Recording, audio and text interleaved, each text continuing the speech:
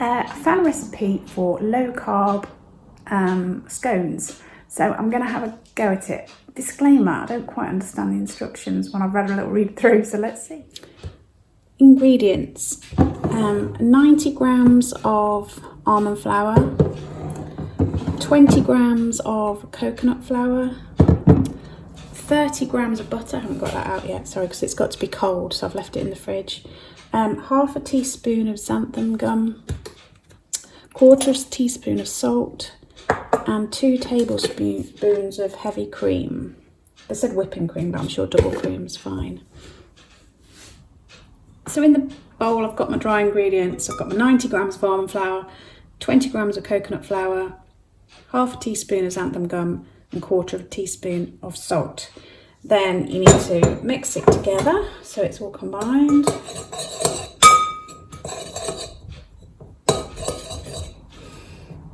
There we go. And then it says, using a fork, press in the cubed butter into the flour, mixing well. So I'm just cubing up my butter.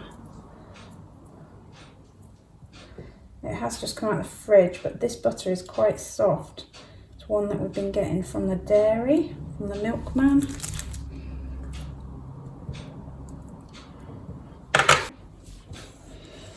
And it says press down with your fork.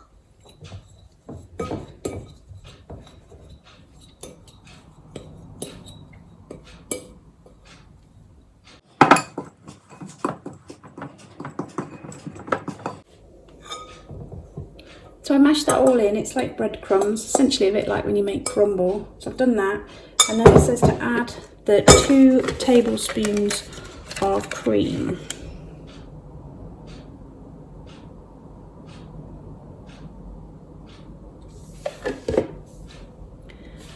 And combine.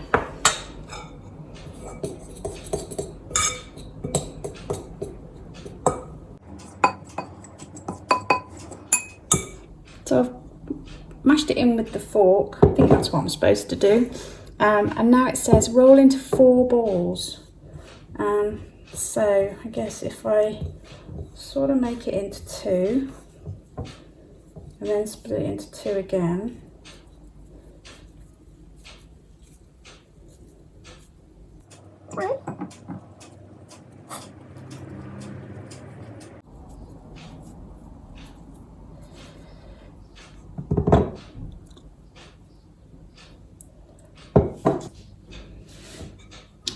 So then it says, roll them slightly to become cylindrical.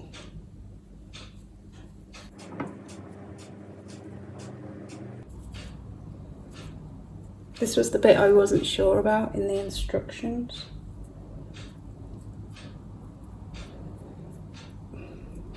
Thing is, whenever you roll them a bit more, they flake apart a bit more.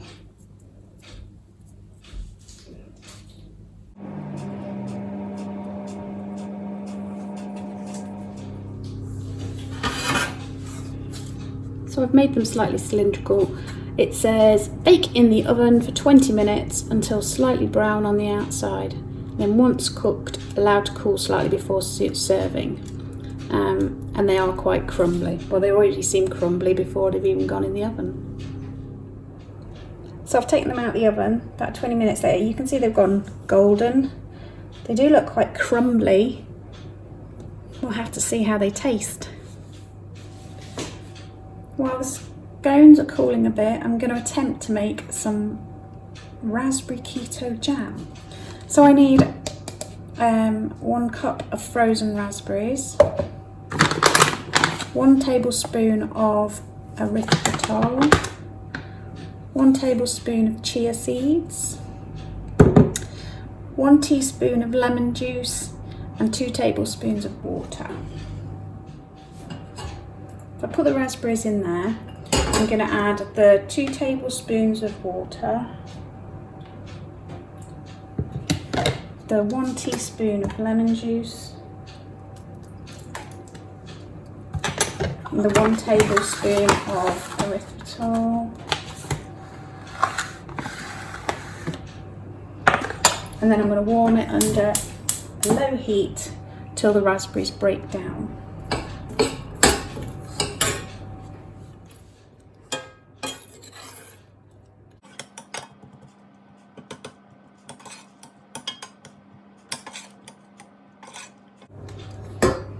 So it's cooking down, and I'm pressing it down with the back of the spoon to mash the raspberries. Because I think what we need is less lumps, less big bits of fruit.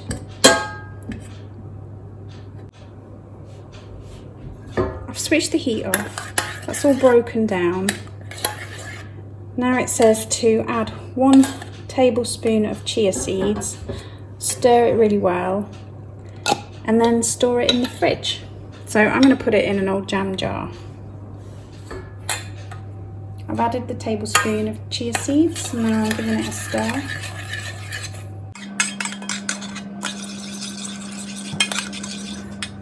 Here we go. See if I can do it without spilling it everywhere.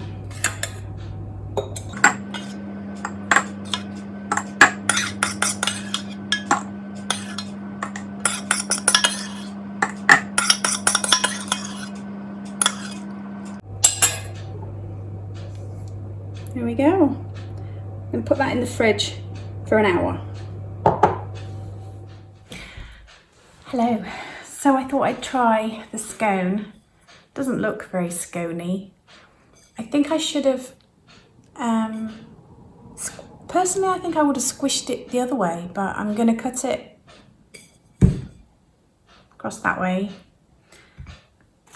Clotted cream and my chia seed jam. Let's see how we do.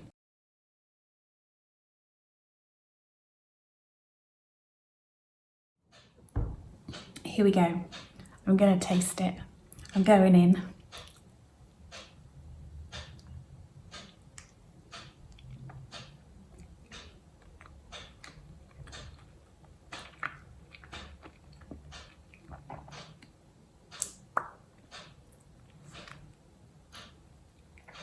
To be fair, all I can taste is the cream and the jam. I'm impressed with the jam. I'm not just sure about the scone.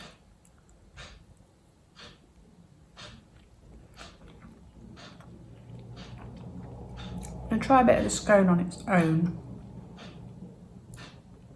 It looks a bit like, I suppose it's basically almond flour, isn't it? So it's got that sort of almond cake sort of feel to it.